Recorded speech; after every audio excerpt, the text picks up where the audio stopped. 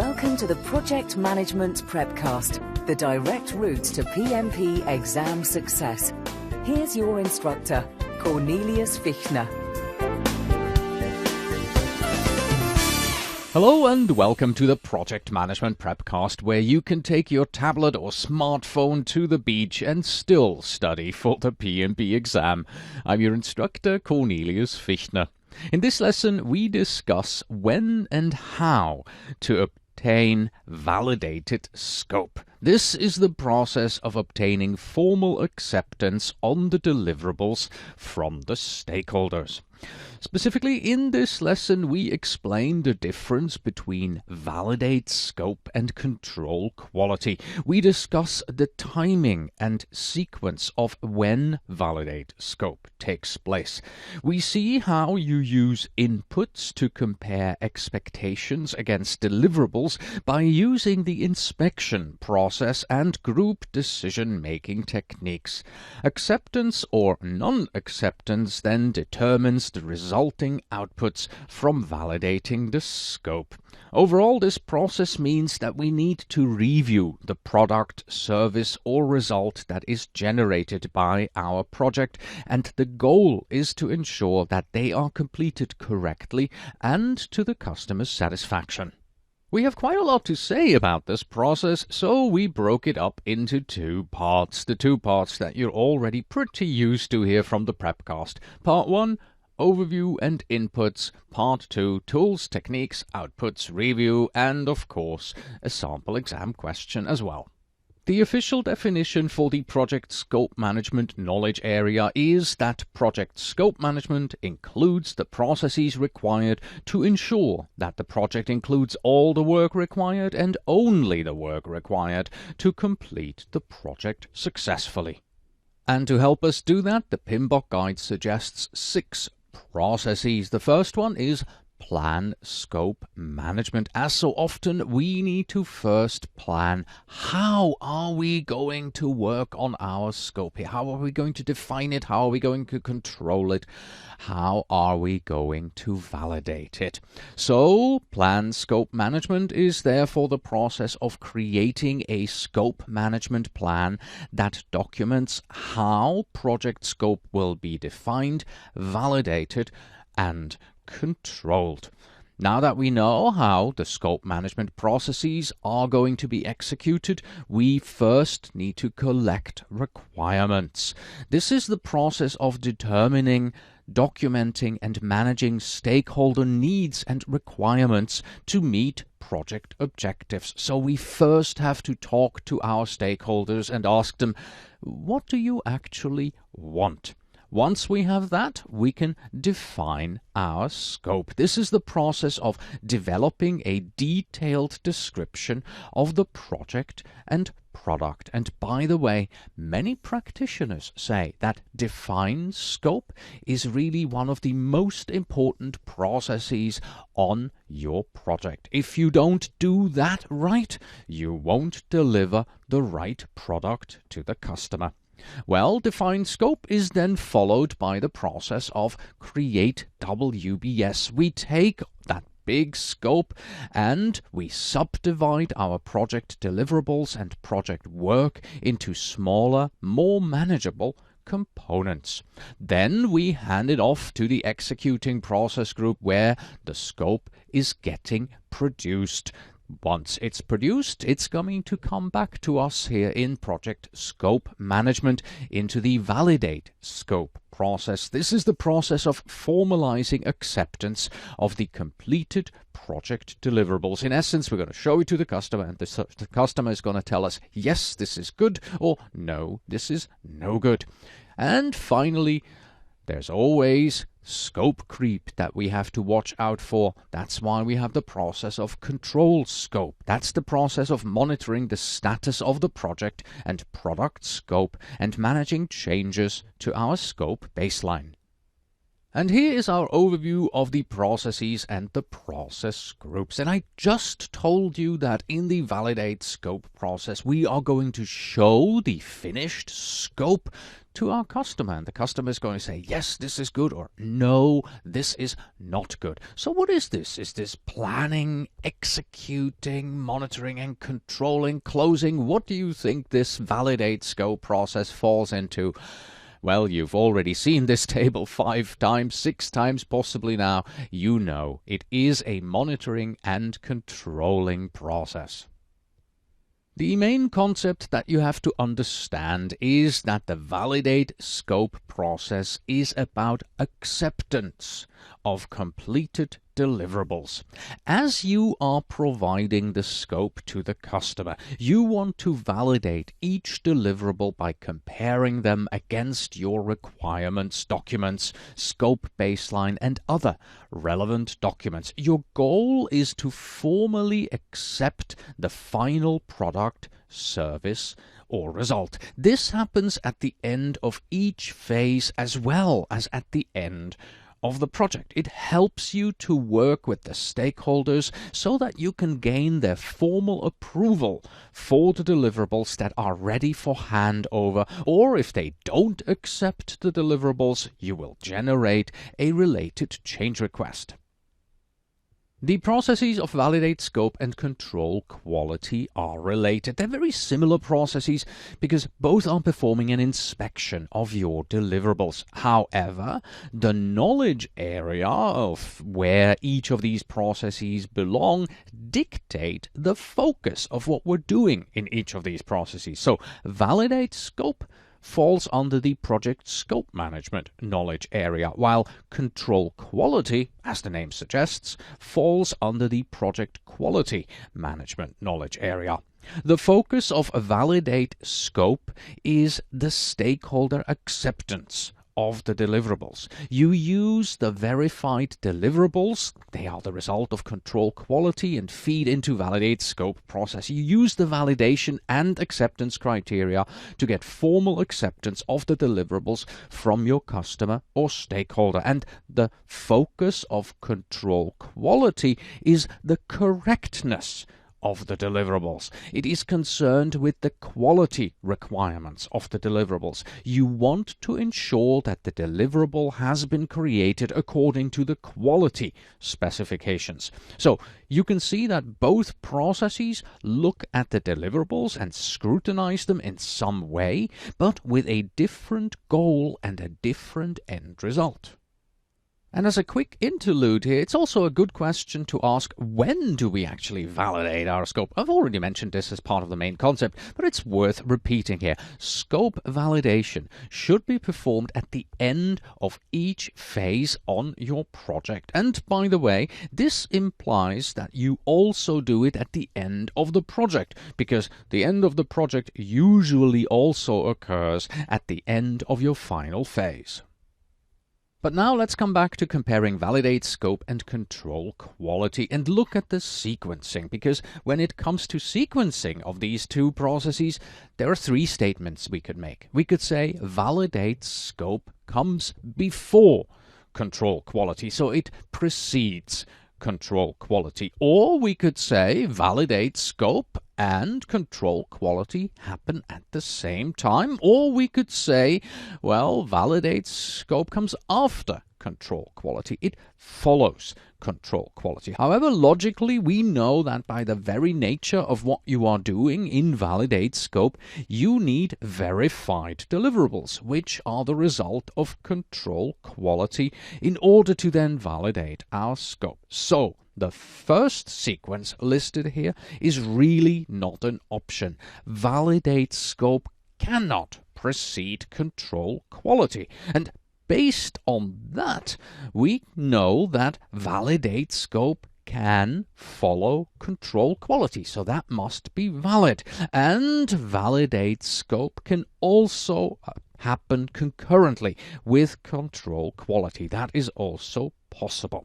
All right, so out of these 3 options, 2 of them are correct. Let's take a closer look at these. Alright, so the last of our three options that we have just seen looks at things purely from a process-oriented point of view and says, perform quality control comes first and validate scope is performed second. For instance, on a very large project, this makes sense. It makes sense for the project team to first perform an internal quality control of the deliverables. Let's make sure that our deliverables come up to the quality that we expect. And only once the deliverables have passed the control quality process, then you show them to the customer in the validate scope process. But this sequence is not always pragmatic.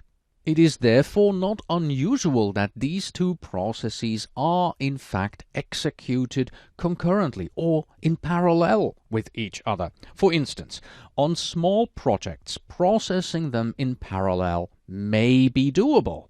For example, you may start reviewing your requirements documents to look for acceptance criteria as part of validate scope even before all the steps of control quality have been completed, because it may save time and may be the best use of your resources.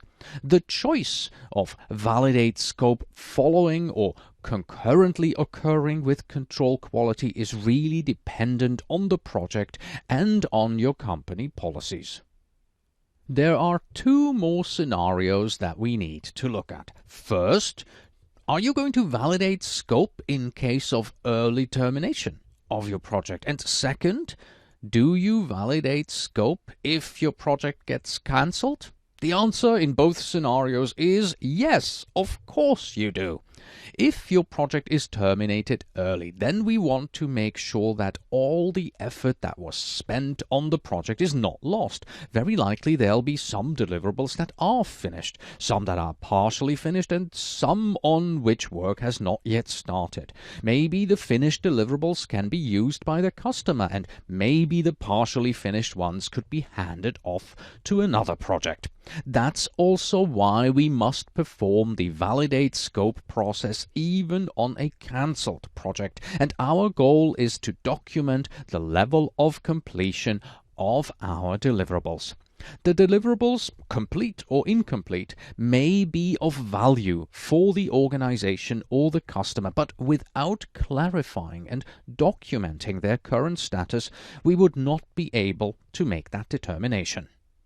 I have another question for you here. What do you do if you do not get a formal acceptance from your customer? And by this, I'm not asking what if the customer has a complaint about a deliverable, because that will automatically lead to a change request. What I'm asking is, what if the customer doesn't say anything at all?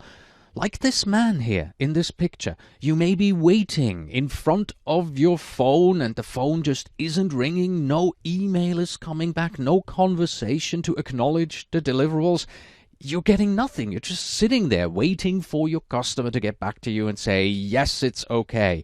And this actually happened to me once. I was working in Switzerland, and after we had finished installing a website for a customer, I sent a friendly email to my customer contact to request sign-off. I knew they had already begun using the website because it was live and accessible, but despite a follow-up phone call and more emails, just like this gentleman here in this picture, I was sitting there and I got nothing. The phone just didn't ring, no emails came back.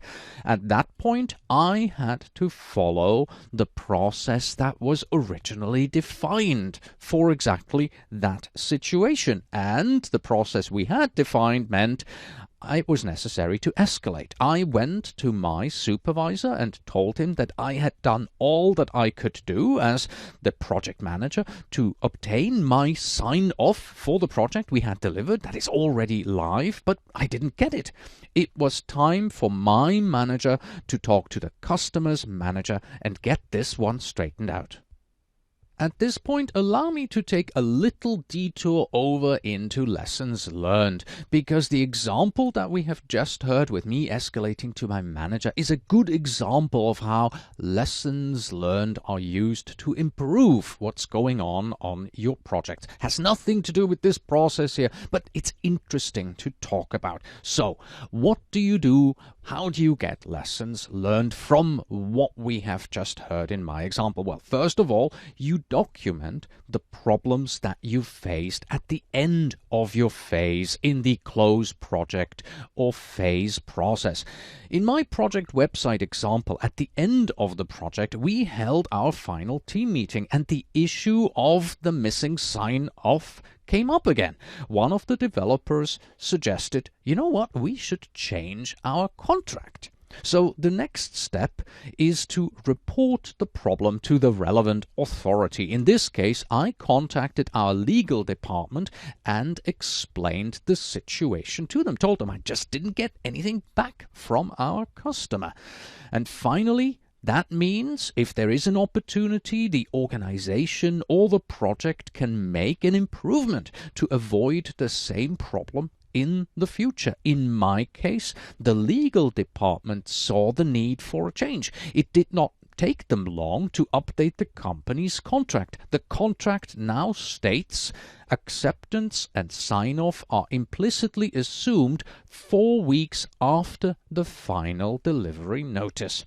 So, that is the lessons learned process in action for you as it relates to the validate scope process. The lesson for you too as a project manager is to be perfectly clear on your own organization's policies and contracts in regards to sign-offs and approvals of deliverables. Let us move on to the inputs, tools, techniques, and outputs of the validate scope process. And we note here that we have 5 inputs, we have 4 outputs to this process, and we only have a couple of tools and techniques, inspection and group decision making, to help us validate our scope. And really, that's all we need there in the tool and techniques area, because all we're really going to do is we're going to show the deliverables to our customer, and we're trying to get to a decision from the customer saying, yes, these are good, or no, these are not good. That's really all that we're doing here. So 2 tools and techniques are more than sufficient. So we have 5 inputs. We have the project management plan, we have the requirements documentation, the requirements traceability matrix, verified deliverables, and work performance data. As always, this overview here is nice to get a quick glance at what exactly it is that's going into this process. But as always, the more important question and the more interesting question is, why do we have these? To answer this question, let's first of all look at the goal of this process, which is to obtain sign-off from the stakeholder on our deliverables. Now, put yourself into the stakeholder's shoes and ask yourself, as a customer, as a stakeholder, in order to give sign-off, in order to say, yes, this is what I wanted, or no, this is not what I wanted, what is the action that you have to take? Now, let me paint you a picture here. In one hand, you are going to need a description of what it was that you had originally wanted. And in the other hand, you're going to have what was actually delivered. So, to validate your scope, what you need to do is to compare what you have in each hand and make your decision. So, let's now go through these 5 inputs, but group them into what you figuratively would hold in each of your 2 hands. Let's start by looking at the inputs that provide us with a description of what it was that we had originally wanted. These inputs are helpful for understanding what the stakeholders are expecting in terms of deliverables, and these correspond to the first 3 inputs that we saw listed previously: the project management plan, the requirements documentation, and the requirements traceability matrix. So you can see that all kinds of work has already been done in other processes where we captured what is expected to be in scope for our deliverables. Let's look at each of these inputs in more detail. The project management plan is an output of the develop project management plan process. We need it because it contains the scope management plan and the scope baseline. The scope baseline again consists of the scope statement, the WBS and the WBS dictionary, and these three documents together are the complete description of the scope that we are supposed to deliver. Then we have the requirements documentation. We get this from the collect requirements process. This document will tell you how the customer requirements relate to the business needs, what kind of quality requirements the stakeholders had, and a dozen more similar aspects in regards to the requirements for the project and product. It also contains acceptance criteria, which you should refer to when the customer validates the scope.